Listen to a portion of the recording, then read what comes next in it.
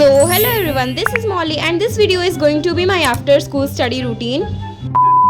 तो स्कूल से अराउंड 2:40 तक तो मैं घर आ ही गई थी एंड उसके बाद खाना वाना खाने के बाद मैं सो गई थी एंड फिर मैं डायरेक्टली शाम को 5 बजे उठी और सो के उठने के बाद मैं ऐसे तुरंत से पढ़ने नहीं बैठ गई थी। मतलब मैंने कुछ खाया पिया था एंड उसके बाद मैं छत पे थोड़ी देर के लिए घूमी थी एंड उसके बाद मैं पढ़ने बैठी थी। तो यहाँ पे मैं अपने आर.एस. अग्रवाल वाली बुक से चैप्टर नंबर 5 बना रही थी, लाइन्स एंड एंगल्स वाला, क्योंकि ये चैप्टर हमारे स्कूल में स्टार्ट हो चुका है। हमारे स्कूल वाले एनसीईआरटी के साथ साथ आर.एस. अग्रवाल वाली बुक भी बनवाते हैं, तो वो भी हमें बनानी पड़ती है। बस फिर मैं यहाँ पे एक्सरसाइज 5B बना रही थी सेम चैप्टर का। और भाई हमारे स्कूल में जो आर.एस. अग्रवाल में पढ़ाई हो रही है ना, मैं उसकी एकदम बिल्कुल साथ साथ चल रही हूँ। एनसीईआरटी में तो इतना स्पीड से सिलेबस भगाया जा रहा है ना कि मैं बता भी नहीं सकती भाई। मतलब हमारे स्कूल वाले भी चैप्टर 5th में है और मैंने ना चैप्टर 1 ढंग से बनाया, ना 2 ना 3 और 4 तो मैंने खैर स्टार्ट ही नहीं किया। प्लस भाई मेरे पीरियोडिक टेस्ट में 3 चैप्टर्स आने वाले हैं मैथ्स के, जिसमें चैप्टर 4 भी इंक्लूडेड है। पता नहीं मैं कैसे ही करने वाली हूँ इतनी जल्दी इतना सारा सिलेबस। फिर मैथ्स पढ़ने के बाद मैंने थोड़ी देर का ब्रेक लिया था, जिसमें मैंने अपनी ही वीडियोस को देखा था दोबारा।